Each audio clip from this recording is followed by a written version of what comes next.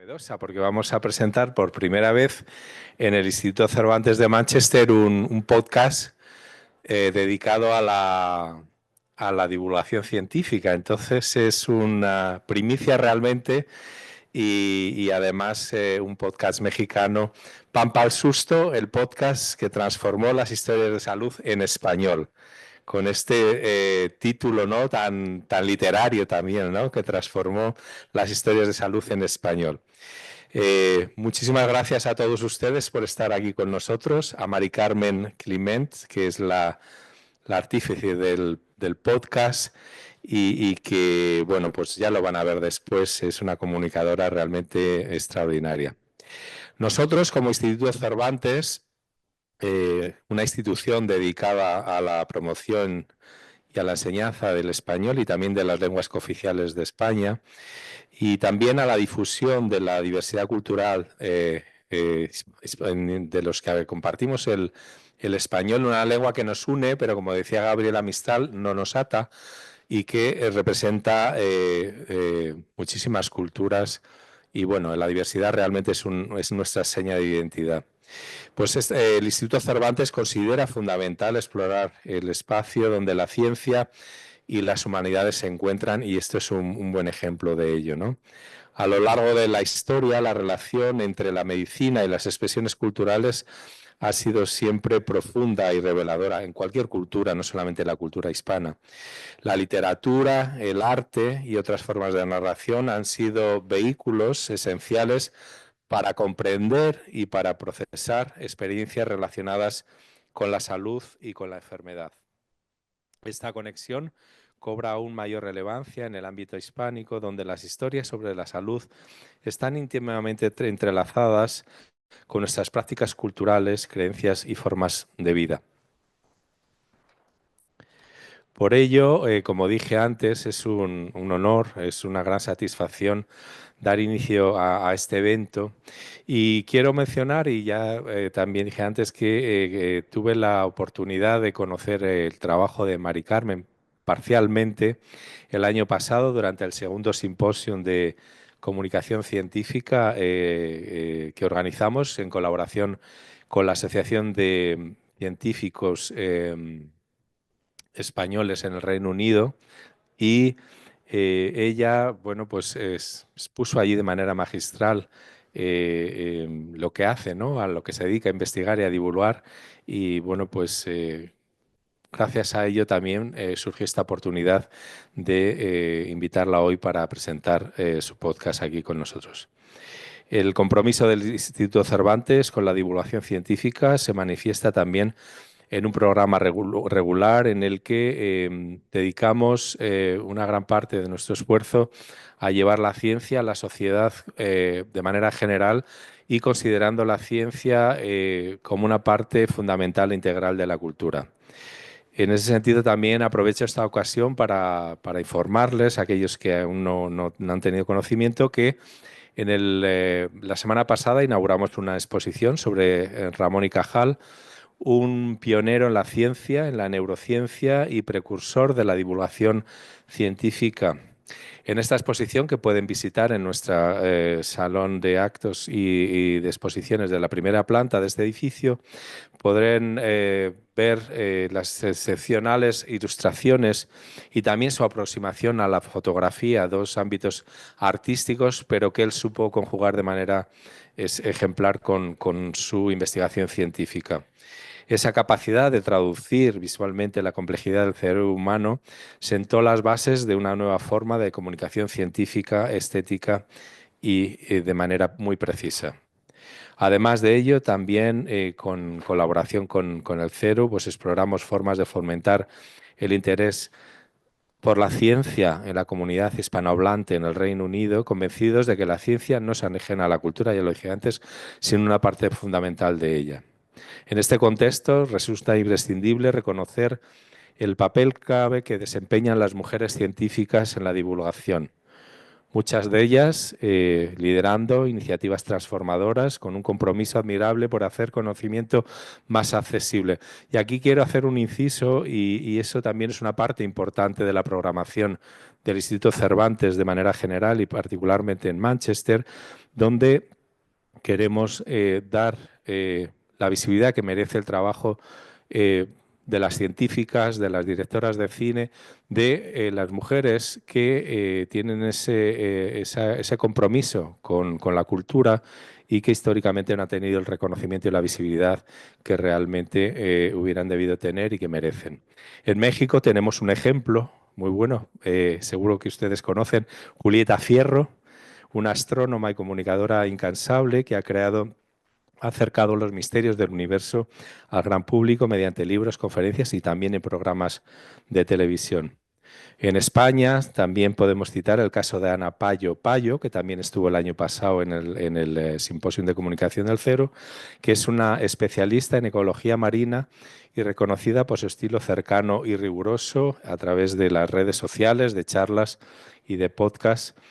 Y también tenemos otro ejemplo muy bueno, el de Sonia Fernández Vidal, una autora de obras de divulgación para jóvenes que combina la ciencia y la narrativa de manera magistral. Bueno, pues el trabajo de Mari Carmen Clement se inserta con fuerza en esta tradición, ya podemos decir, de mujeres que comunican la ciencia con sensibilidad y rigor.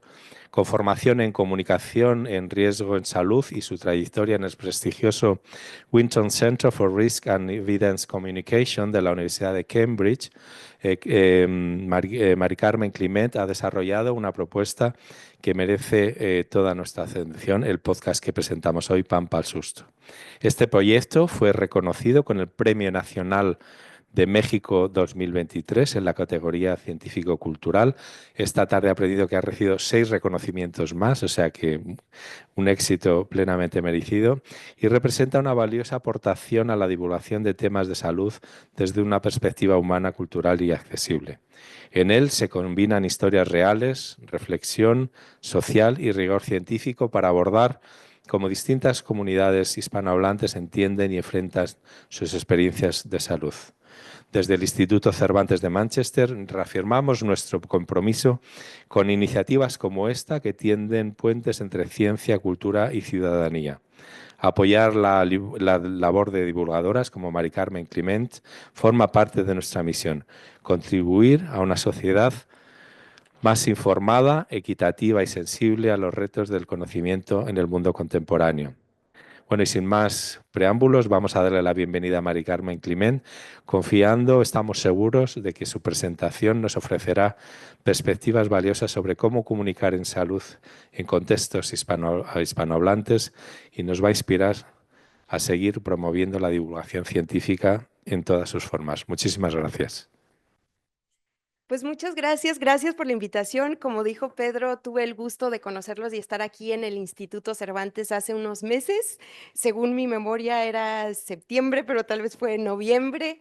Estuve aquí con un motivo muy distinto, era una cuestión laboral de tema de riesgos. Ahí nos pusimos a platicar y surgió el interés mutuo y Pedro me dio la oportunidad de venir ahora por un motivo distinto al que estuve aquí hace unos meses, que es compartirles un podcast, un proyecto que hago en español con un profundo interés de transformar la manera en la que se narra la salud en los diferentes medios y ya verán por qué yo estoy tan conectada con este tema desde una experiencia muy individual, pero también con un interés genuino que en realidad he tenido desde pequeña. Pues bueno, hoy les quiero contar una historia que empezó con esta pregunta. ¿Dónde? Ay, ya me arranqué y ni agarré, no he agarrado el control. Les voy a contar una historia que empezó con esta pregunta. ¿Dónde hay agua? Esa era la pregunta que me perseguía. Este día del 2011, espero que puedan ver, está bien intenso el sol, pero bueno, este día del 2011 yo estaba con mis mejores amigas, ellas son mis amigas de la preparatoria, digamos high school, pero ya estábamos en la universidad y estábamos celebrando el baby shower de Diana, que era la primera de las amigas que estaba embarazada y que iba a ser mamá. Estábamos muy felices y así de contenta como me pueden ver aquí en estas fotos, en realidad ese día es uno de los días que yo peor me he sentido físicamente en toda mi vida. Me estaba muriendo de sed, pero es una sed que tengo que explicarles para que si acaso se acerquen a imaginar el tipo de sed que yo sentía. La lengua se me quedaba como adherida al paladar cada vez que necesitaba hablar, era así como que tenía que desprenderla. Mis cachetes estaban siempre adheridos, como deshidratados y succionados, y para hablar también tenía como que despegarlos. Era una sensación como si mi pulso, mi ritmo cardíaco y mi respiración ya estuviera cambiando. Y quizá la mejor manera que puedo describirlo era como una conciencia de que tenía sed en todo el cuerpo, no era una sed localizada nada más en la boca. Me sentía muy mal y estaba buscando agua desesperadamente en este lugar. Y aquí tengo que hacer una aclaración. En México, el agua de grifo no es potable. Entonces necesitamos beber o agua embotellada o agua de filtro. Yo estaba buscando por todos lados agua en esta fiesta. Ya se imaginarán, una fiesta mexicana, había comida deliciosa en abundancia, pero no encontraba agua. Entonces ahí me tienen yo así de, oye, ¿sabes dónde hay agua? No, pues supongo que en la cocina. Estaba yo esculcando la cocina. Oye, Hugo, el papá del evento, ¿sabes dónde hay agua? No, pregúntale a Diana. Y yo, Diana, mi amiga embarazada, ¿no? No quería molestarte, pero ¿tienes agua? Y ella me dice, ah, sí, sí, no te preocupes. Y regresa y me entrega 3 botellas de refresco. Y yo dije, refresco como que no es lo mismo que agua, pero tenía tanta sed que me tomé un vaso de refresco. Al poco, como era de esperarse, ¿qué creen que me pasó? Pues tenía más sed. Me tomé otro vaso de refresco y así fue escalando mi sed. Cada vez me sentía peor. Me tomé 3 vasos de refresco, 4 vasos de refresco, 5 vasos de refresco. Me tomé 6 vasos de refresco. Como a las 2 horas me sentía tan mal que tuve que llamar un taxi y el taxi me regresó a mi casa. Y ese fue solo el comienzo de algo que se fue desenvolviendo cada vez más, donde mis síntomas siguieron evolucionando.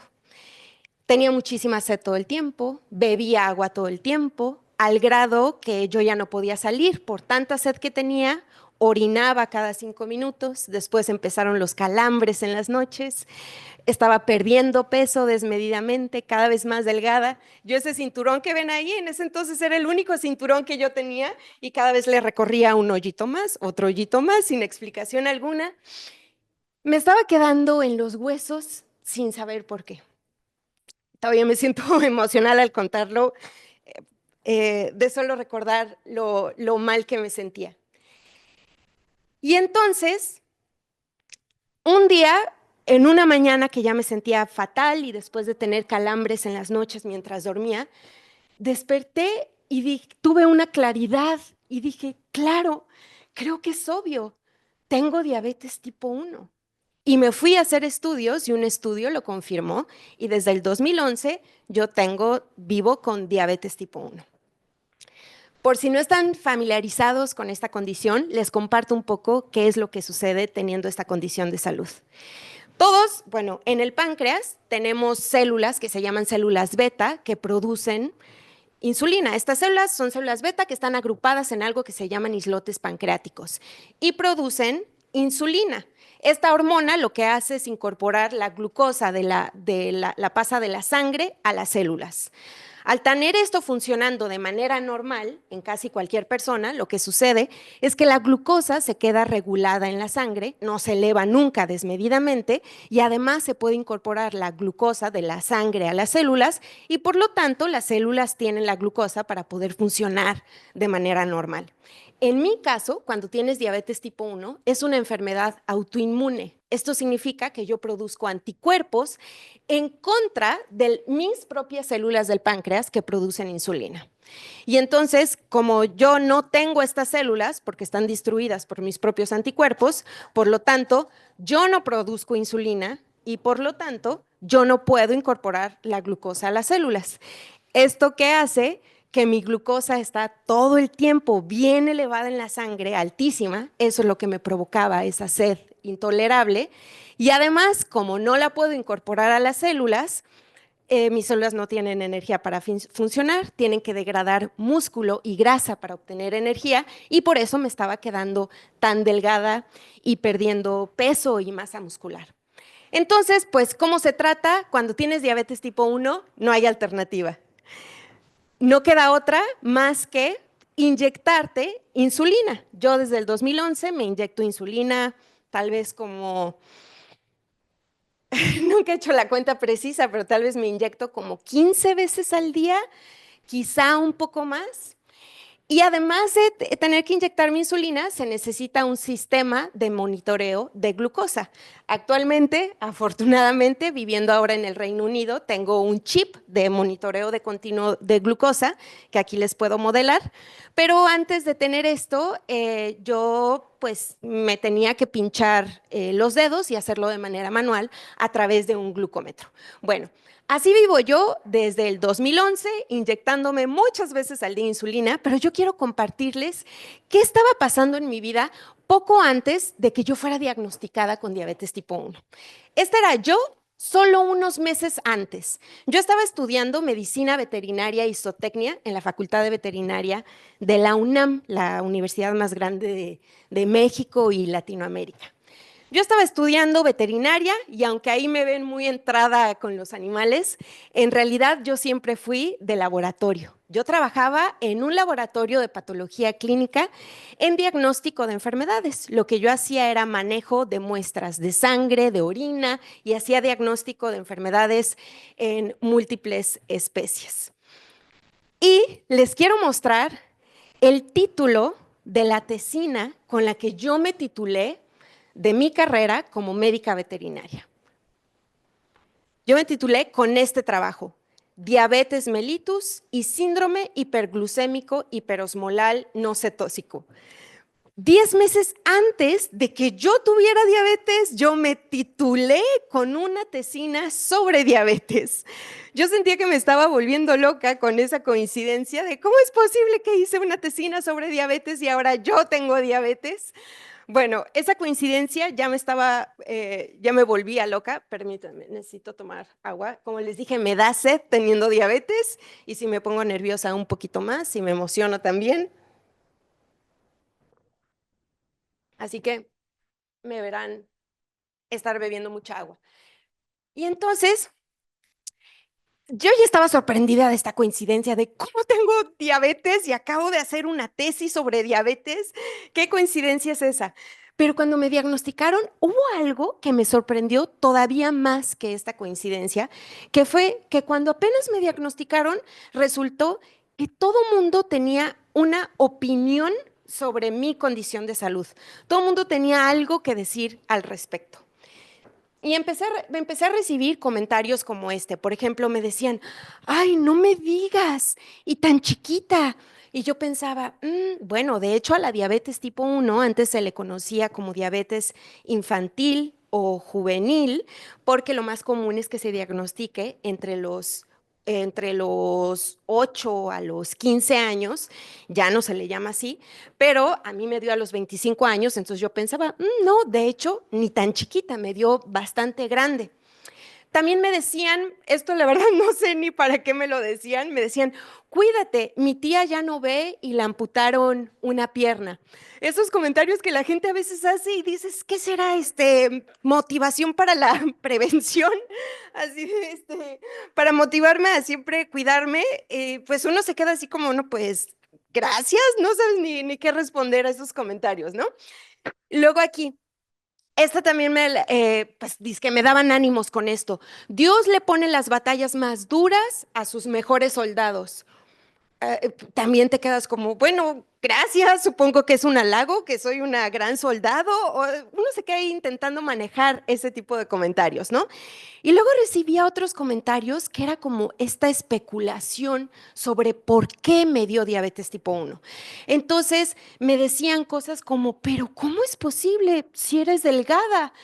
Y otra vez yo pensaba, bueno, la diabetes tipo 1 es una condición autoinmune, no tiene nada que ver con peso ni con estilo de vida, como podría ser el caso de la diabetes tipo 2. Entonces, pues no va por ahí, ¿no? Me decían, ¿comías mucho dulce o tomabas mucho refresco? le tengo que ganar a la ambulancia. O tomabas mucho refresco. Y yo decía, no, no tanto, mis postrecitos de vez en cuando sí, pero nunca en exceso. Y el refresco, pues más allá de ese día que me terminé tomando 6 vasos de refresco, no, no era parte de mi estilo de vida beber mucho refresco. Y había una expresión que en México me dijeron mucho y que la verdad era de mis favoritas. Me preguntaban esto, ¿te dio un susto? Y yo decía, ¿un susto? ¿Qué tiene que ver que si me dio un susto con que yo tenga diabetes, no? Pues pensemos en diferentes situaciones que de manera general nos pueden dar sustos, ¿no? ¿Qué se hace cuando te llevas un susto? Pensemos en situaciones como estas que nos han asustado, ¿no? Por ejemplo, la situación de la pandemia por COVID-19 nos espantó a todos. Enfrentarte a un crimen puede espantarte terriblemente. Y si hay algo que quien lo ha experimentado puede estar de acuerdo, que es absolutamente aterrador presenciarlo, es estar en un terremoto. Piensen en este momento, esto es la Ciudad de México y Chiapas, en el relativamente reciente terremoto que ocurrió en 2017. Entonces, ¿qué harían o qué se hace en sus países cuando sucede un susto de esta magnitud? No sé cuál sería su respuesta, pero en México resulta que cuando te llevas un susto, una de las tantas reacciones que hay es esta. Lleve su pan para el susto, ya bromeamos con cosas como esta, vendo tranquilizante para la alarma sísmica y es este bolillo. El bolillo es el tipo de pan más popular y más económico que se consume en México.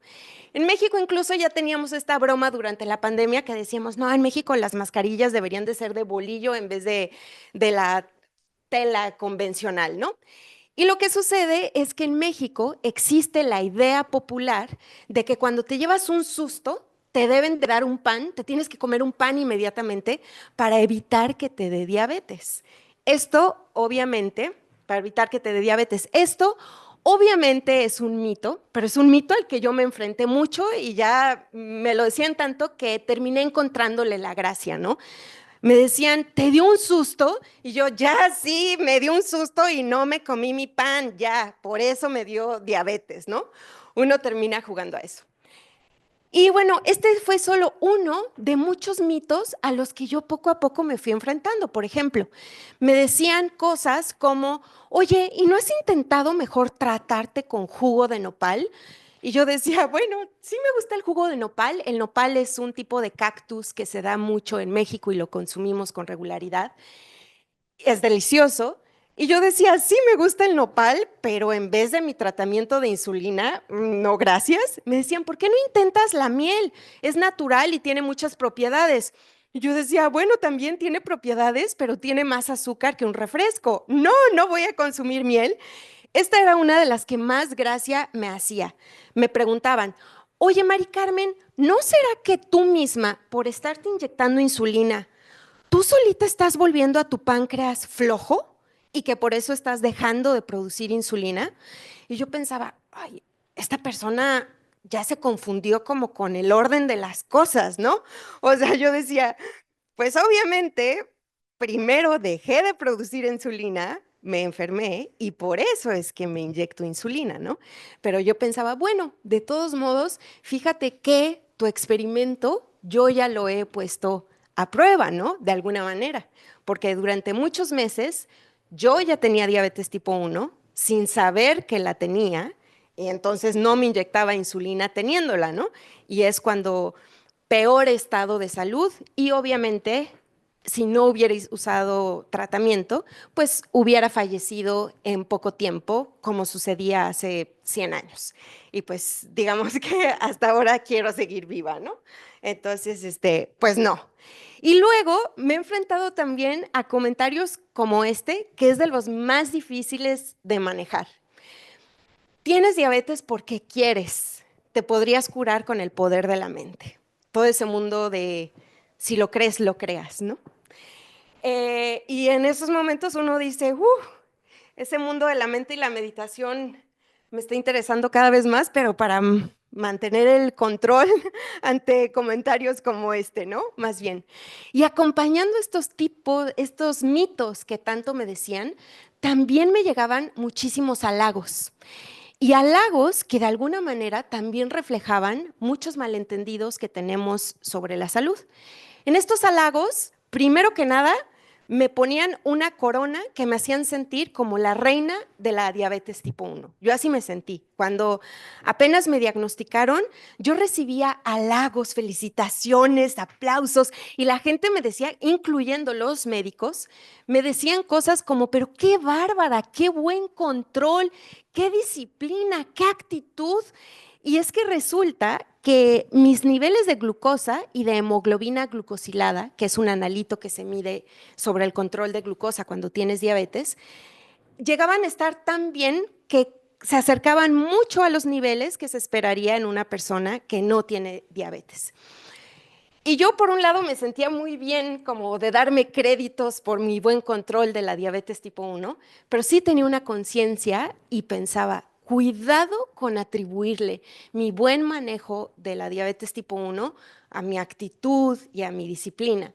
Lo que verdaderamente explica mi buen manejo de la diabetes son otras cosas y no es mi sonrisa, ¿no? Y entonces yo decía, la realidad es que primero que nada, aunque me gustara, adiós esa corona, me la tendrían que tumbar. Y el tipo de cosas que me deberían decir o lo que verdaderamente explica mi buen manejo son en realidad estos puntos. Primero, qué afortunada eres que tienes educación en el tema. Tanta que, bueno, hay una coincidencia de hasta haber tenido una tesis por mera coincidencia en diabetes. Por otro lado, tienes acceso a tratamiento y a un sistema de monitoreo de glucosa. No solo tengo acceso a tratamiento, sino que además viviendo en el Reino Unido lo tengo gratuito. En México, una minoría de personas viviendo con diabetes accede a tratamiento y no se diga a monitoreo continuo. Es carísimo e inaccesible para la mayoría de la población. Y por otro lado, tienes acceso a servicios de salud.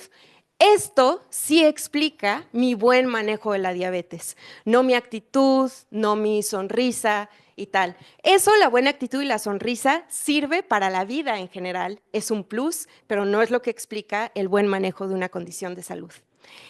Entonces, yo ya iba teniendo esta cuestión en mente e iba aumentando mi interés y yo pensaba, ¿dónde está esa buena divulgación de ciencia? ¿Dónde está esa buena divulgación y periodismo sobre salud?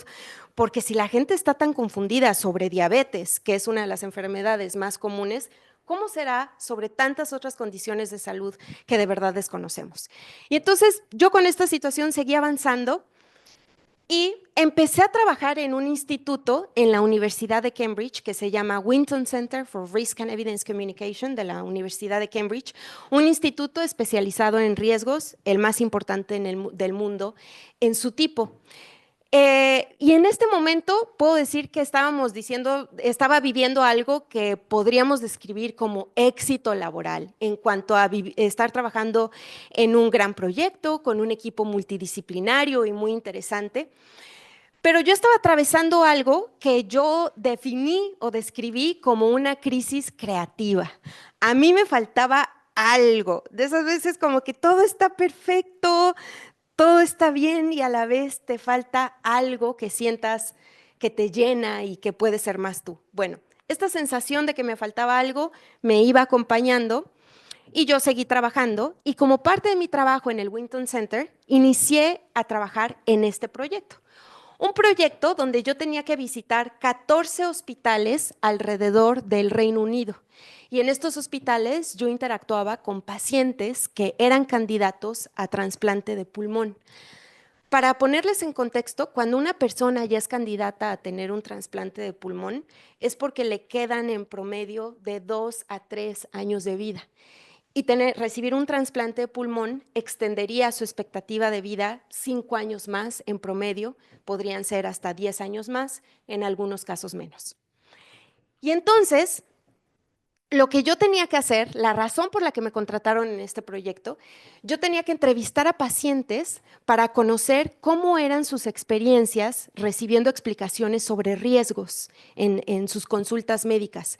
Cuando alguien es candidato a trasplante de pulmón, te tienen que explicar cuál es tu probabilidad de sobrevivir a la cirugía, cuál es tu probabilidad de seguir vivo 1 año después, 2 años después, 5 años después, etcétera.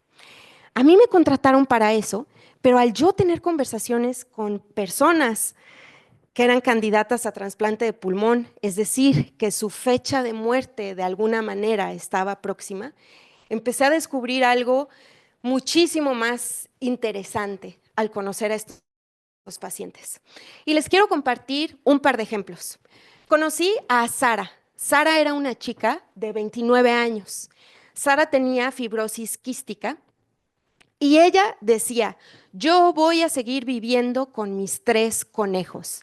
Les quiero compartir un poquito de la fibrosis quística para que podamos contextualizar esto. La fibrosis quística es una enfermedad genética donde los pacientes que la tienen, lo que sucede es que producen muchísimo moco en las vías aéreas.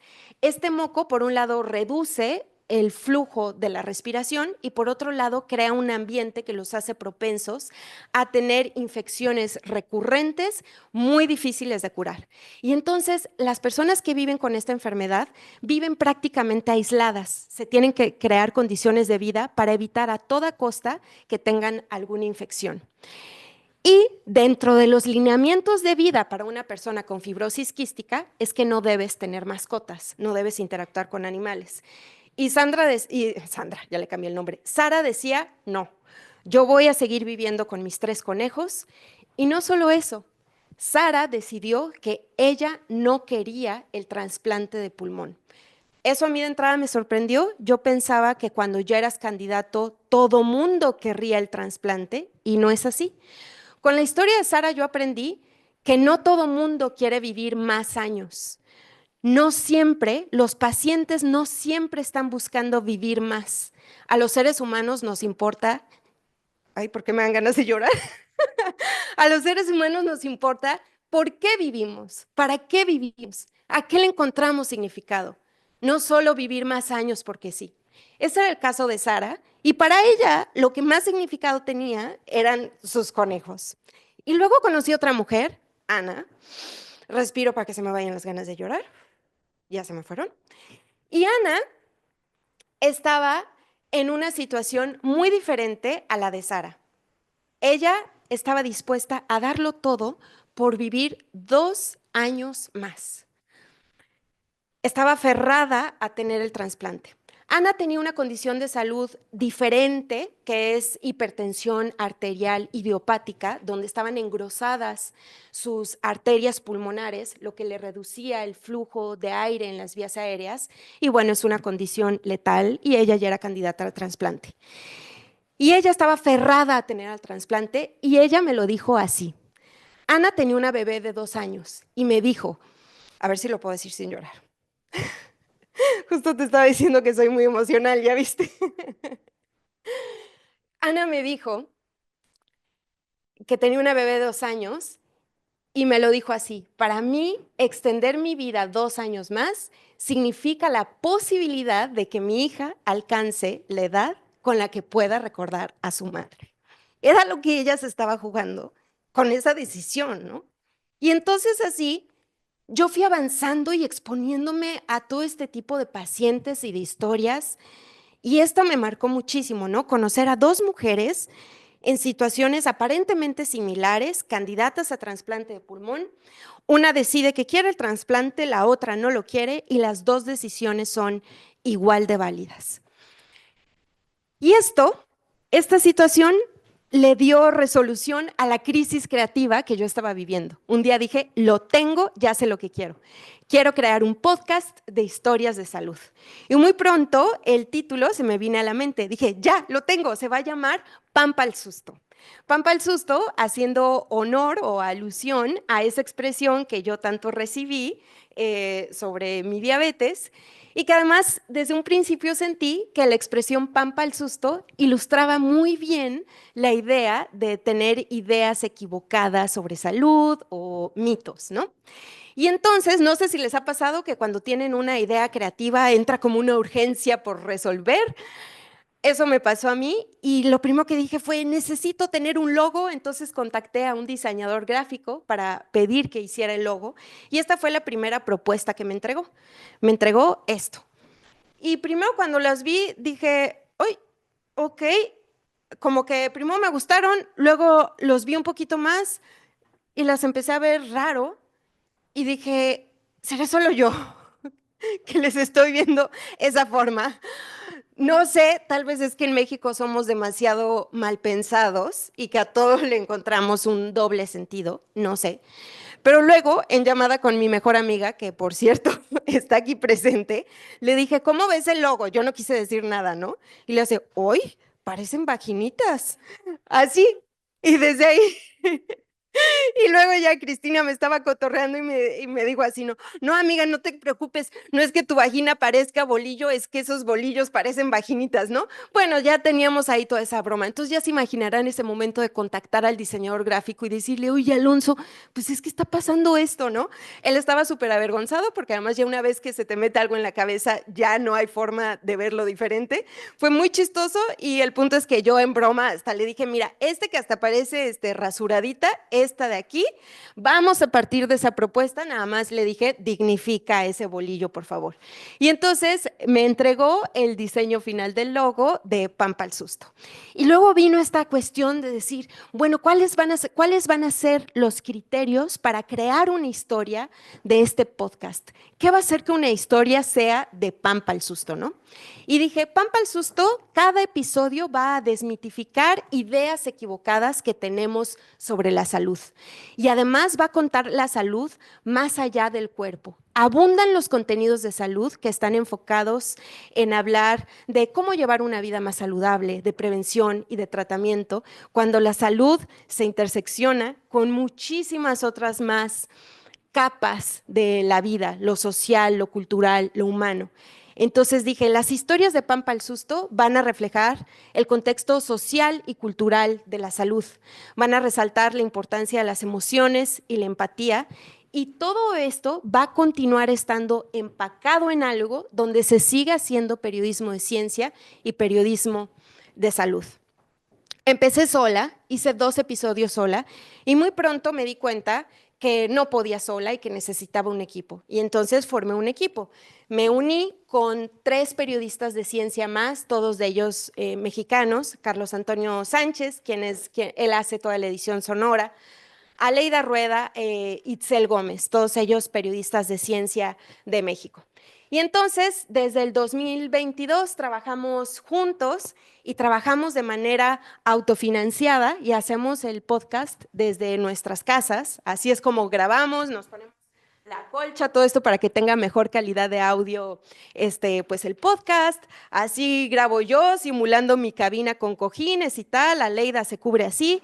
Carlos tiene una cabina algo más digna, como tenía que ser, porque él es encargado de la edición sonora. Y bueno, en los episodios quiero compartirles el tipo de historias que contamos, apenas una pasadita de las historias que tenemos. Lo que hacemos es que para cada episodio encontramos un testimonio que vive con alguna condición de salud física o mental y que su condición de salud se intersecta con una complejidad más allá de la salud, ¿no? Social, cultural, económica, lo que sea. Por ejemplo, Adriana vive con fibromialgia. Ella nos comparte, a veces siento que soy una mujer de 35 años atrapada en el cuerpo de una de 80. Las personas me dicen, está de moda tener fibromialgia, tu dolor es psicológico. Claudio tiene epilepsia. Dice, va a sonar raro, pero no estoy buscando tratarme. Después de una convulsión, entro en contacto con algo más que me ayuda a crear. Claudio, él tiene epilepsia y resulta que él decidió no tomar tratamiento contra la epilepsia, obviamente en contra de toda recomendación médica.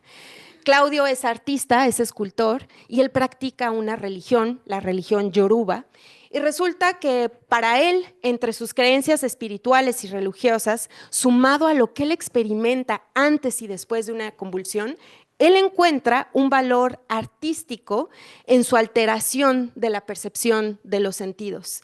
Y bueno, su historia refleja que a veces las decisiones que se toman en salud están ligadas a las creencias religiosas y espirituales y a la experiencia individual de cada persona. Sandra, ella tiene parálisis cerebral. La única parte del cuerpo que Sandra puede mover es la boca. Y ella dice, no soy un angelito ni soy una bendición, yo de angelito no tengo nada. Y ella dice, yo también quiero coger, o sea, follar, pero nadie me desea y no existen juguetes sexuales para mí. Resulta, bueno, en contra de lo que la mayoría de las veces las personas solemos pensar. Tú ves a alguien con parálisis cerebral y en automático uno se imagina, si es que siquiera lo pensamos, que una persona con esa condición así, con una condición así no experimenta deseo sexual y eso no es cierto. Sandra tiene un alto deseo sexual y no tiene la posibilidad de experimentarlo y ha vivido toda una lucha, una gran historia de luchar por su derecho a tener un orgasmo. Entonces, esta historia comparte esa batalla, ¿no? Luego tenemos estas historias, por ejemplo, Toño, él tiene esquizofrenia y él vive en situación de calle teniendo esta condición de salud. Él dice, quisiera volverme amigo de mis monstruos en vez de tenerlos miedo. No sé ni dónde ni con quién recibir ayuda viviendo en condición de calle. Y bueno, su historia muestra, no es lo mismo tener esquizofrenia estando en una clase media con acceso a servicios de salud que tener esquizofrenia y vivir en situación de calle. Liz tiene depresión, pero Liz vive en una comunidad remota del estado de Oaxaca, un estado al sur de México, en una comunidad de menos de 15,000 personas. Y entonces ella se enfrenta a los desafíos de vivir en un lugar donde la desinformación sobre la salud mental es enorme, aún más que lo que ya es en el resto del mundo. Ella cuenta, no tenía energía para nada. Yo sentía que ya solo existía, como un bulto que solo respiraba. Mis papás no sabían nada de salud mental y lo veían como algo inventado. Entonces, su historia refleja todos estos desafíos. Y luego tenemos a Darío, que comparte su historia de transición de género. Él nació identificado, bueno, nació con sexo femenino, pero desde la infancia se identificó como hombre. Y al hacerse varias cirugías de transición, donde por ejemplo se retiró los senos, desarrolló cicatrización queloide. Y él dice, no me arrepiento de nada, yo puedo soportar vivir con una cicatriz queloide, que es un engrosamiento abrupto de la piel, pero no podría vivir con un cuerpo que se sentía como un disfraz. Y entonces, con estas historias, pues han resultado en los episodios que tenemos en Pampa al Susto, estos de la primera temporada. Así vivo yo, siempre con dolor, es la historia de fibromialgia, epilepsia, la posibilidad de renacer, coger en discapacidad. Y en la segunda temporada ya llevamos algunos episodios, son estos. El primero, todo parece tan real, esquizofrenia en la calle, depresión en el País de las Maravillas. Y este, que por cierto sale mañana, ustedes son los primeros en enterarse en el título de este episodio, es El peso de unas tetas, que es el caso de lo difícil que es no identificarte en cuanto a género con el sexo asignado al nacer. Esta es la segunda temporada y espero que se note nuestra evolución, que se note que ya contratamos a una ilustradora y que ya le estamos echando también más ganas al tipo de portadas que tenemos para el podcast. Y entonces, bueno, les comparto de manera muy emocionante, el podcast ha recibido hasta ahora varios reconocimientos, entre ellos, muy emocionante, recibimos ahora en noviembre el premio de periodismo más importante de México, que es el Premio Nacional de Periodismo, recibimos la premiación edición 2023 en la categoría científico y cultural y lo recibimos por el episodio Epilepsia, la posibilidad de renacer, donde la historia estuvo a mi cargo y todo el trabajo sonoro que fue enorme lo hizo Carlos Antonio Sánchez. Entonces, les quiero invitar a escuchar este podcast. Está disponible en Spotify, en todas las plataformas de audio. Espero que cambie también su perspectiva de cómo debería ser narrada la salud. Y quiero regresar a esta pregunta. ¿Dónde hay agua? Ese día yo no encontré agua, pero inició la historia con la que encontré mi pan para el susto. Gracias.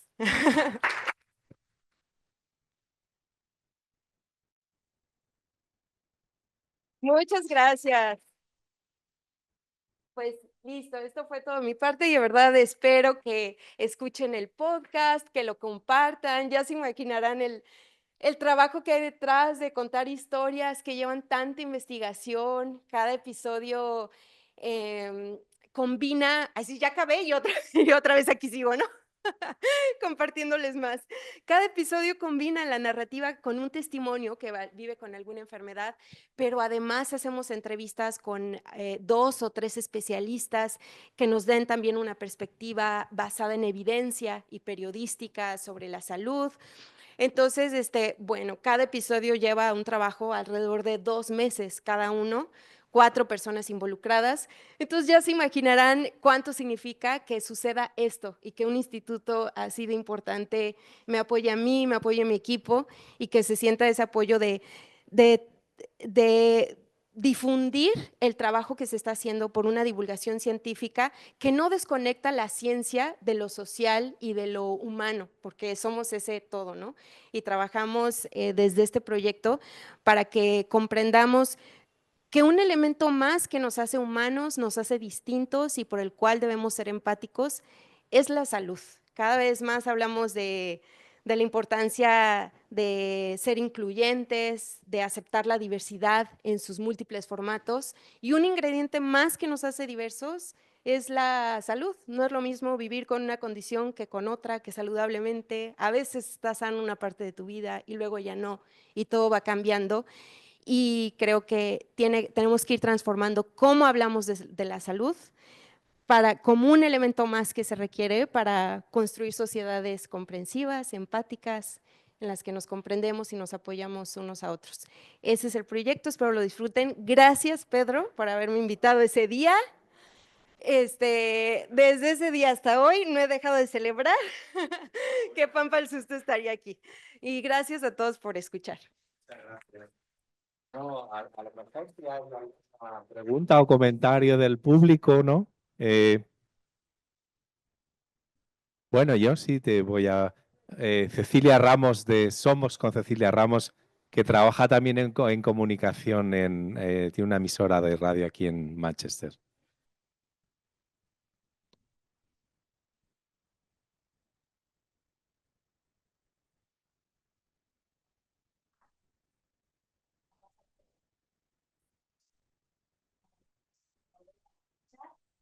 Esperando el próximo y el próximo y el próximo. Enhorabuena, muchas gracias. Gracias.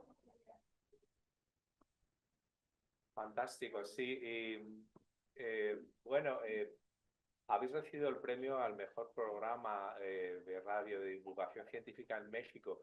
Esto ya se está traduciendo también en un apoyo, digamos, público por la labor. Claro, has mencionado el aspecto social, pero imagínate cómo le puede cambiar la vida a una persona que, por ejemplo, que tenga epilepsia y que ni siquiera sabe, porque el problema, a veces la cuestión clave es que los pacientes reciben la información médica, pero los profesionales no tienen el tiempo materialmente imposible para explicar o para dar un apoyo también emocional a los pacientes, ¿no? Entonces, en ese sentido, esta iniciativa es fantástica y también considerando esa necesidad que obviamente existe, ya habéis comenzado a tener un trabajo también con instituciones públicas para divulgar la salud y la ciencia bueno, y dar ese apoyo a las personas que lo necesitan. No tanto como yo quisiera. Han sucedido muchas cosas. Y primero, con esta primera parte de lo que comentabas. Bueno, te escuchamos bien, sí. ¿O agarro el micrófono otra vez? Sí. Con esta primera parte que comentabas, Pedro, de que los pacientes muchas veces reciben información médica, pero no reciben otra parte de empatía, de sensibilidad, otro ángulo de la comprensión que es necesario. Hemos recibido mucha retroalimentación de personas que, por ejemplo, pueden decir, wow, la historia de Claudio me hizo ver con otros ojos la historia de mi papá, quien también se rehusó a tomar tratamiento, ¿no? Y nunca lo había entendido y ahora lo puedo entender un poco más y hasta se genera como una especie de perdón o de comprensión en esa historia, ¿no? Personas que nos contactan y nos dicen, por ejemplo, un hombre con fibromialgia y dice, es la primera vez en mi vida, después de 2 décadas con fibromialgia, que escucho un contenido que refleja lo que yo de verdad siento. Esta cuestión de no contenidos que se dedican a describir síntomas, a hablar de diagnóstico y de tratamiento, sino desde la perspectiva humana y emocional, cómo se vive la vida con una condición así, ¿no? Eh, Personas con parálisis cerebral que dicen, sí, eso es cierto, estamos hartos que nos describan de esta manera, yo también me identifico con Sandra. Es decir, empieza a haber un efecto que es muy emocionante, de una sensación de que se empieza a construir comunidad y que no siempre es necesario que tengas exactamente esa condición de salud, porque no te tienes que identificar con la condición de salud, te tienes que identificar con la experiencia de las ideas equivocadas, del juicio, de la falta de entendimiento y todo esto. Entonces, eh, nos damos cuenta que el proyecto despierta cosas muy interesantes y que existe un interés profundo de la gente, esta sensación de justicia, de que sus experiencias viviendo con diferentes enfermedades sean narradas de otra manera. Y para empezar, jamás victimizando. Eso es una parte bien importante, ¿no? La gente no quiere ser victimizada en las historias, quiere ser representada de manera digna, fuerte y a la vez con las dificultades y desafíos propios de vivir con cada condición y en diferentes contextos, eh, que esa es otra cosa también muy interesante. Sobre el apoyo que tenemos, este es uno de los más importantes que hemos tenido, Pam Pam Susto en el Instituto Cervantes, pero sí nos han apoyado diferentes universidades. Universidades es donde más nos invitan porque además esto ha despertado un interés en el gremio de periodismo y de divulgación de ciencia por, a ver, conozcan un equipo que trabaja de manera autofinanciada, que esa es otra historia, cómo echas a andar un proyecto sin recibir presupuesto. Sueño con que un día haya presupuesto. Pero entonces también existe un fuerte interés por cómo se va transformando el tipo de periodismo que se hace e ir rompiendo la idea de que el periodismo duro y basado en evidencia está peleado con algo que también entretiene, que funciona a nivel creativo y narrativo y que además tiene un contenido emocional también, ¿no? Pero que quisiera que más instituciones se interesaran y apoyaran en cualquier modalidad, lo desearía y no ha sucedido tanto como quisiera. Es un camino, sí. Sí, exacto, poco a poco. Sí, respecto al proyecto, sí. En otras cosas no tanto. Sí. Yo creo que estoy convencido de que va a ser un éxito, más éxito, ¿no? Porque va a estar Gracias, la Pedro. comunicación porque es algo que claro, no tiene, que afecta a la población de manera global, Sí. por lo cual no tiene fronteras. Ujú. Y los especialistas que participan, entiendo, especialistas médicos, son voluntarios o es un trabajo que hacen pro bono por compromiso. Todos son voluntarios. Todos son voluntarios. Y eso hemos sido muy afortunados. Son contadas las veces que hemos intentado entrevistar a algún especialista y que se niegue a hacerlo. Y he de decir que a medida que el proyecto avanza, más fácil es que acepten participar, porque lo que hacen es que primero escuchan y ya conociendo el proyecto deciden participar y hasta ahora eso también ha sido interesante, que hemos recibido retroalimentación muy positiva de los médicos y que ellos mismos han reconocido que tocamos un ángulo que ellos no y que también es importante, pero que también aprecian que se narren historias que sí van al rigor de la comunicación basada en evidencia, ¿no? Porque uno se podría inclinar al otro lado, a contar historias fuertemente emocionales, entretenidas, donde te sumerges en la experiencia de la persona viviendo con una enfermedad, pero que carecen de investigación, de que compartes la evidencia, lo que se sabe, lo que no, la incertidumbre que existe, todas esas cosas. Entonces, aprecian ese balance que estamos trabajando entre la información basada en evidencia y el trabajo periodístico, pero con historias fuertemente humanas y entretenidas, que es un ingrediente bien importante que luego la gente piensa que está peleado, ¿no? Como que científico aburrido. Y pues no. Em, eh, sí, los médicos parecen hasta ahora reconocer que estamos tocando un ángulo importante y todos han participado de manera voluntaria, sí.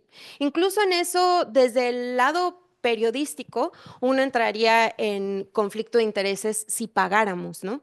Eso lo hemos discutido. ¿Podríamos pagarle al testimonio en casos muy específicos, pero nunca le pagaríamos al especialista? Y eso es hasta como por cuestiones de rigor periodístico que hemos decidido trabajar así, ¿no? Además que no tenemos fondos. Además, sí, adelante. Estaba pensando, pero ya les dije, esa conexión de la parte de rigor científico con que realmente es entretenido, realmente te atrapa, realmente pasas un buen momento, a pesar de la parte difícil, me encantó. Yo soy nueva al podcast y la verdad escuché hoy 2 veces en preparación como a venir acá, decidimos venir o entre ayer y hoy. Qué bien. Y la otra cosa que también rescato, que me imagino que sí han habido testimonios de estas personas que lo utilizan como herramienta, y también en el episodio de la salud mental es como una historia entre una historia, que ella cuenta que gracias a un TED Talk pudo contarle a sus papás, y yo creo que estos episodios, imagino que en muchísimos casos, yo pienso en una amiga que también pasando por una experiencia difícil de salud mental, que lo pueden utilizar para conectar y explicarles a sus familiares, a sus amigos. Imagino que eso también pasa un montón y eso es lindísimo. Y luego tengo una pregunta, curiosidad, que es que yo no entendí nada del título, y luego ya lo explicaste, ¿verdad? Del pan para el susto, pero tengo 2 preguntas, que es, ¿cuál es el mecanismo? Okay. ¿Por qué el susto te da diabetes? ¿Y por qué el pan te lo curaría? Ajá, buena pregunta. Okay. Sí, primero quiero reforzar este primer comentario. Sí, la gente ha usado el podcast para eso, para verse identificado y ayudar que alguien más que no lo comprendía ahora lo comprenda, como sucede en uno de los episodios que se llama Depresión en el País de las Maravillas, que es al que te refieres. Del otro, eso del pan para el susto, que la diabetes, es un mito. Que te dé un susto no te da diabetes. ¿Qué sí sucede? Pensemos en mi caso. Yo ya tenía diabetes. O sea, la diabetes, hablemos de diabetes tipo 2, es una condición autoinmune donde empiezas a producir anticuerpos en contra de tu propio páncreas. Y eso te lo detona ya me están dando aquí. Ah, sí, tipo 1, perdón, sí, buena corrección, gracias. En la diabetes tipo 1 es autoinmune, produces anticuerpos en contra del páncreas y bueno, sucede todo lo que a mí me sucedió. ¿Y qué te lo detona? Es genético. Como todo lo genético, es esta combinación entre lo que ya está en tus genes y un contexto medioambiental que lo detona, que nunca, jamás vas a saber qué fue. Pero ¿qué pasa? Que a veces un susto lo que puede hacer es evidenciar que ya tienes diabetes cuando no lo sabías, porque llevarte un susto es un momento donde liberas cortisol y adrenalina en altas cantidades. El cortisol y la adrenalina lo que hacen es degradar músculo y liberar glucosa rápidamente de las células hacia el cuerpo, y entonces un susto puede ser un momento donde tu glucosa se va al cielo. Entonces, Puede ser que tú ya tenías diabetes sin saberlo y digamos llevabas tu glucosa ya en niveles altísimos, pero todavía soportables, y el momento de un susto te lleva la glucosa a un nivel tan alto que entonces terminas incluso en el hospital. Entonces, no es que te haya dado diabetes por un susto, lo correcto en ese caso sería decir, te enteraste que tenías diabetes después de un susto, más no te dio por eso. Y lo del pan es de verdad cultural. En México, creo también en España y en muchas culturas latinas en general, vemos el dar de comer como un cariño, ¿no? Como un procurar, una muestra de afecto. Y el dar un pan es simplemente una forma de consuelo, de querer. Y como está la idea de verdad, yo también batallo con esa asociación porque no es lógico, ¿no? Es un mito, es una idea popular que ha crecido, pero es falsa, ¿no? Pero yo le agarré cariño porque me la decían mucho y dije, bueno, ilustra muy bien esta conexión entre la salud y lo social y los mitos que existen alrededor de la salud. Sí, y gracias por tu comentario. Qué bonito que escuchaste el podcast. Espero que escuches más historias y que lo disfrutes. Igual todos. Gracias. Ujú. ¿Alguien más?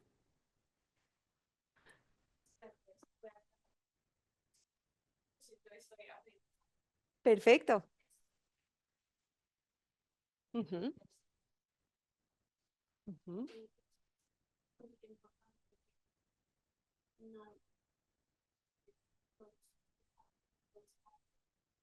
¿Sí? ¿Sí, pacientes? Cuando trabajamos en digital, a veces, y yo también olvido que los pacientes son reales y tienen emociones reales y ideas sobre tus trastornos. Y pienso que tu podcast sería perfecto para los estudiantes de medicina, médicos en general. Ujú, ujú. Pero algo que he encontrado en mis estudios es que en relación con la salud mental hay muchos mitos o hay más mitos que otros trastornos. Ujú. Y es algo diferente, eso no podemos comparar ¿no? con, por ejemplo, con la psicología. Es muy diferente a la salud mental. Y I was wondering if han encontrado una diferencia entre los mitos. Sí. No, lo hiciste perfecto. Lo hiciste perfecto de principio a fin. Y además con un acento que yo diría es de España. Muy digna de estar en el Instituto Cervantes con tu buen español. Sí, sí hemos identificado em, esa diferencia. Primero, retomando la primera parte de tu comentario, estoy muy de acuerdo. Los médicos están acostumbrados a hablar de enfermedades, no hablar de personas.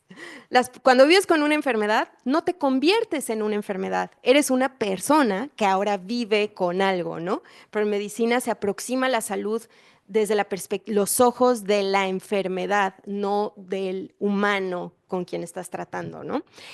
Y sí, coincidimos con lo que tú dices. En general, con las enfermedades, por así decirlo, en esta fragmentación del cuerpo, a las personas se les facilita más entenderlas, ¿no? Porque tienes un diagnóstico claro, una prueba de laboratorio que te arroja algo definido, o se puede volver algo tangible de visualizar. Por ejemplo, te puedo decir, mira, tenemos un páncreas que tiene células que se llaman beta, que dejan de producir insulina, entonces me inyecto insulina, etcétera. En los problemas mentales, esa pasar de lo abstracto a lo tangible, a poder visualizar y comprender, es mucho más complejo. Y a través de los testimonios quienes hemos entrevistado, sí, también notamos que los desafíos que viven las personas con condiciones de salud mental son más complejos porque enfrentan mucha incomprensión, enfrentan juicios, enfrentan la idea de que lo que viven es falso, enfrentan el reto a compruébalo, Eh, y es como, ¿cómo te compruebo que me siento así? O, por ejemplo, sí, bueno, fibromialgia, a pesar de que es algo que habita en el cuerpo, también está ligado a depresión y a muchas cosas de salud mental, pero es una enfermedad que no tiene una prueba de laboratorio para poder ser diagnosticada, ¿no? Entonces, parte de lo que vive alguien con fibromialgia es el juicio de o eres floja, lo que sientes te lo inventas, y luego si eso le sumas, que es una enfermedad que del total de pacientes el 90% son mujeres, viene también con otra mirada, ¿no? Son locas, son exageradas, que también esta cuestión, ¿no? Cómo se percibe la salud se intersecciona con muchas cosas, entre ellas una mirada de género. No es lo mismo una queja que venga de un hombre que una queja que viene de una mujer, todo eso. Pero volviendo a tu punto, sí, es más complejo desde varias perspectivas lo que se vive con problemas de salud mental que en otras, digamos, más físicas. Y me encantaría que entre tu comunidad de médicos, ya sea que les compartas pan para el susto o que fomentes esa perspectiva, ¿no? De ver las enfermedades desde el ángulo de una persona y no solo como enfermedades. Gracias. ¿Sí? Pues, Pues mil gracias. muchísimas Gracias. gracias de nuevo. Y yo te auguro, estoy convencido de que el éxito va a continuar porque es algo muy, muy necesario. Hay tantos aspectos que has tocado, ¿no? De manera magistral y la filosofía que informa el proyecto, ¿no? Que yo creo que no debe haber tantos. O sea, hay mucho programa de divulgación científica, pero aunando esos dos aspectos, ¿no? Del aspecto humano, emocional, cultural con la enfermedad, es algo más novedoso, ¿no? Y entonces, Sí. en ese sentido, felicitaciones, es lo que te puedo decir. Muchísimas gracias. Ha sido un honor inmenso para nosotros tenerte aquí esta noche. Y bueno, pues vamos a aplaudirle de nuevo porque fantástico, ¿eh?